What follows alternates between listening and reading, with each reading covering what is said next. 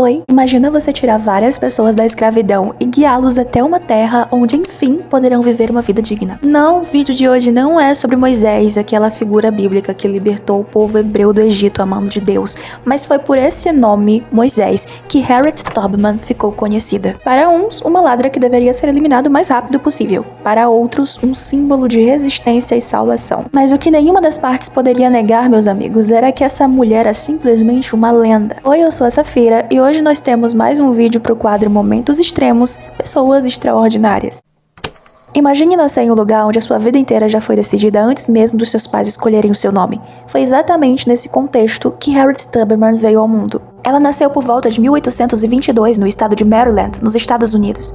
Na época, o país ainda era jovem. A independência americana havia acontecido poucas décadas antes. E os Estados Unidos gostavam de se apresentar ao mundo como uma terra de liberdade. Mas havia um problema. Qual era mesmo? Ah, lembrei. Milhões de pessoas não eram livres. Enquanto políticos discursavam sobre direito e igualdade, crianças, mulheres e homens negros eram vendidos, comprados e negociados como propriedades. E Harriet nasceu dentro desse sistema. O nome original dela nem era Harriet, aliás. Ela recebeu o nome de Araminta Ross e era filha de 2 escravizados, Ben Ross e Harriet Green. Sim, Harriet era o nome da mãe dela. Naquele período era comum que pais, mães e filhos fossem separados para sempre.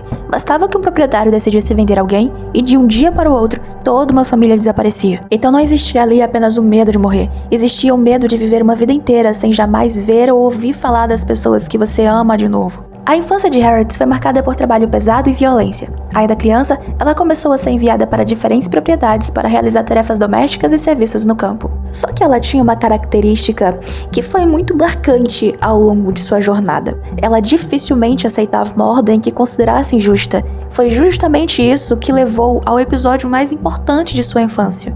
Por volta dos 12 anos, Harriet estava em uma loja quando o supervisor tentou capturar um jovem escravizado que havia fugido. Ao perceber que o rapaz tentava escapar, o homem ordenou que a menina ajudasse a contê-lo. E claro que ela se recusou a fazer isso. Irritado, o supervisor pegou um peso de ferro e arremessou contra a cabeça do fugitivo. Só que esse peso de ferro encontrou outro alvo, a cabeça de Harriet. O ferimento foi tão grave que ela ficou entre a vida e a morte. A nossa protagonista sobreviveu àquele episódio, mas pelo resto da vida sofreria com dores de cabeça intensas, crises de sono repentinas e episódios de inconsciência que surgiam sem aviso. Ao mesmo tempo, ela começou a relatar sonhos e visões extremamente vívidos. Ela acreditava que essas experiências tinham origem divina, que era a forma de Deus se comunicar com ela, e ao longo dos anos, a sua fé se tornaria uma parte central de sua identidade. Deixe-me destacar que a nossa protagonista era cristã, mais especificamente ligada ao cristianismo protestante. Na adolescência, ela passou a trabalhar principalmente nos campos de Maryland. Era um trabalho exaustivo, muito diferente das tarefas domésticas que havia realizado quando criança. Alguns relatos da época descrevem Harriet executando tarefas normalmente atribuídas a homens naqueles tempos. Mas apesar de sua força, sua vida continuava marcada pela instabilidade. Ela havia visto amigos serem vendidos e sabia que o mesmo poderia acontecer com qualquer membro de sua família a qualquer momento. Essa era uma das maiores angústias de sua mãe, Harriet Green, que lutou durante anos para manter os filhos próximos. Mas o que ela não sabia naquela época, crianças, é que a sua própria filha, Araminta, ia se certificar de que todos ficassem juntos. Em algum momento de sua juventude, ela começou a usar o nome Harriet, provavelmente em homenagem à mãe, e o sobrenome Tubman um pouco depois de se casar. Por volta de 1844, aos 20 e poucos anos, Harriet se casou com um homem negro livre chamado John Tubman. Esse detalhe é importante. John não era escravizado, mas Harriet era. Legalmente, o casamento não mudava sua condição. Mesmo sendo esposa de um homem livre, ela ainda corria o risco constante de ser vendida para qualquer um a qualquer momento. Na década de 1840, o comércio interno de pessoas escravizadas estava em plena expansão.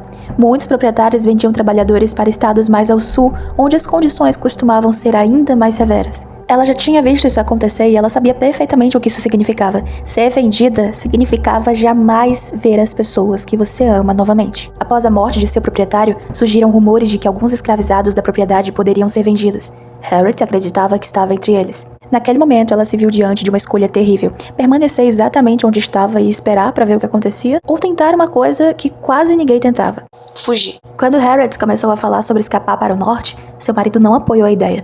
Segundo relatos posteriores, ele teria insistido para que ela abandonasse o plano e permanecesse onde estava. Eu gostaria de frisar, caso alguém não saiba, que a punição para quem fosse pego fugindo era a morte. Mas para ela, não encontrar apoio dentro de casa foi uma grande decepção. Desonra pra toda a sua família. Pode anotar aí. Só que assim, quem conhecia ela desde criança, sabia sua personalidade, o seu desejo de justiça, de liberdade, sabia que ela não ia parar. Foi por isso que, em 1849, decidiu fugir sozinha.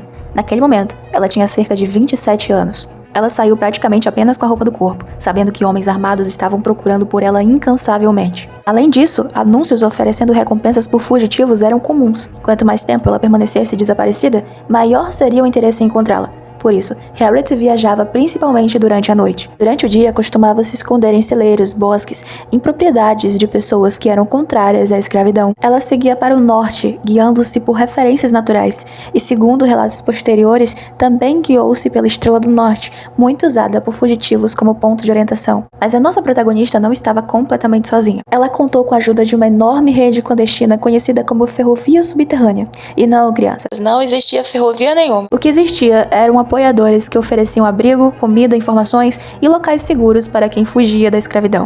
Uns arriscavam a própria liberdade e outros arriscavam a própria vida fazendo isso. Graças a essa rede e à sua própria determinação, Harriet conseguiu percorrer centenas de quilômetros rumo ao norte. Seu destino final foi a Pensilvânia. Anos depois, Harriet descreveu aquele momento de uma forma muito profunda. Ela disse que precisou olhar para as próprias mãos para ter certeza de que continuava sendo a mesma pessoa. O mundo parecia diferente, o sol parecia diferente, tudo parecia novo. Mas enquanto ela experimentava daquela sensação de extasia, uma certeza vinha à tona. Seus pais, irmãos e amigos continuavam presos, e ela não poderia apenas virar as costas e construir uma nova vida longe de tudo aquilo. Pouco tempo depois de alcançar a liberdade, ela começou a considerar uma ideia que parecia completamente insana. Voltar. Voltar justamente para o lugar que ela havia acabado de escapar. E não apenas uma vez, mas várias vezes, e em cada retorno, resgatar mais e mais pessoas. Foi nesse momento que Harriet Tubman deixou de ser apenas uma fugitiva começou a se transformar na mulher que a história conheceria como Moisés, tendo como primeira missão o resgate dos seus próprios parentes em Maryland. Eu sei, o roteirista estava insano. Com o passar dos anos, ela realizou cerca de 13 missões de resgate. Em cada viagem, ela conduzia pequenos grupos de pessoas para não chamar atenção. Às vezes eram 2 ou 3 fugitivos, em outras ocasiões, grupos maiores. O número variava de acordo com a situação e os riscos envolvidos. Seus passageiros incluíam irmãos, sobrinhos, amigos, vizinhos e pessoas que ela nem conhecia, mas que queriam uma chance de viver em liberdade. Uma das operações mais emocionantes aconteceu em 1854, quando Harriet conseguiu resgatar seus pais. Seu pai tinha cerca de 70 anos e sua mãe era ainda mais idosa. E sim, você pode respirar em paz porque deu tudo certo. Ao longo de sua vida, estima-se que ela tenha conduzido diretamente cerca de 70 pessoas para a liberdade, além daqueles em que ela ajudou indiretamente, fornecendo rotas de fuga, informações, contatos. Com o tempo, a sua reputação começou a se espalhar pelas plantações, e junto com ela, uma canção chamada Good Down Moses. A canção já existia entre os afro-americanos escravizados, mas passou a ganhar um significado especial em algumas das missões organizadas por ela. Segundo diversos relatos históricos, quando alguns versos eram cantados de uma forma específica, a música servia como um sinal. Para algumas pessoas, era um aviso de que uma nova fuga estava sendo planejada. Para outras pessoas, significava algo ainda mais extraordinário. Moisés estava por perto, e a liberdade estava muito, muito próxima.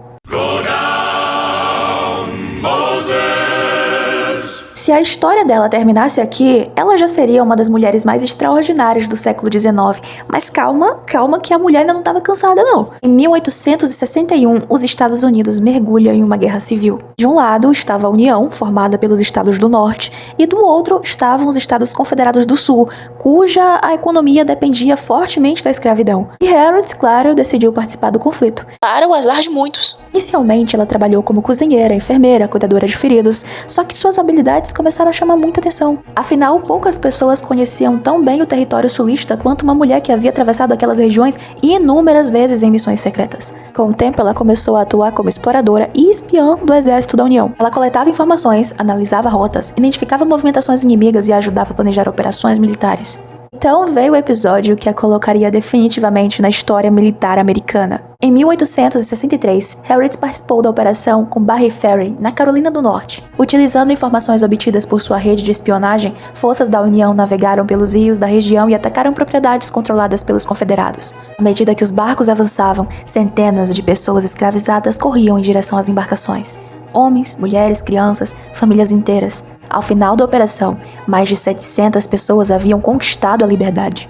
Ela teve um papel fundamental no planejamento e na execução da missão. É por isso que muitos historiadores consideram que ela foi a primeira mulher dos Estados Unidos a liderar uma operação militar armada de grande escala. E é também por esse motivo que, décadas depois, algumas pessoas passaram a chamá-la de General Tubman.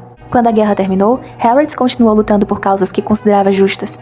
Defendeu os direitos dos ex-escravizados, participou do movimento pelo voto feminino, acolheu pessoas necessitadas e passou os últimos anos de sua vida ajudando idosos e pessoas pobres. Ela morreu em 1913, com cerca de 91 anos. Diferentemente de milhões de pessoas escravizadas que morreram anônimas, separadas de suas famílias e sem deixar registros, Harriet viveu o suficiente para ver a escravidão ser abolida, reencontrar parentes, resgatar seus pais, construir uma comunidade ao seu redor e se tornar uma figura muito respeitada. Agora, um dos motivos pelo qual essa história me chama muita atenção é justamente a fé dessa senhora. A religião dela. Todo momento é um bom momento para falar sobre liberdade feminina, mas agora, nessas últimas semanas, nesses últimos meses, Nesses últimos anos, é necessário, mais do que nunca, falar sobre força e autonomia feminina. Eu não tô falando só da situação dos outros países, que você bem deve estar vendo na televisão, mas também do Brasil, das coisas que vem acontecendo no Brasil. Eu, como uma pessoa cristã, fico absolutamente ofendida quando uma pessoa da mesma religião que eu chega pra mim e diz que eu, como mulher, devo ser fraca, vulnerável, porque é assim que Deus espera que eu seja. Mas quando você olha para as mulheres que mudaram a história usando o nome de Deus, você não vê fraqueza, você não vê conformidade. Na verdade, você vê grandes estrategistas com sede de justiça. Deus, para Harriet, não era uma ideia abstrata, não era uma tradição de família, era o guia dela. E ela sempre deixava claro no seu comportamento que toda essa luta, essa persistência, era o seu propósito divino, a sua missão na Terra. E a fé dela estava lá por ela, não para controlá-la, mas para impulsionar ela. Então, quando eu vejo alguém rebaixando a figura feminina, principalmente mulheres, por causa da religião cristã, eu logo percebo que a gente não tem as mesmas referências históricas.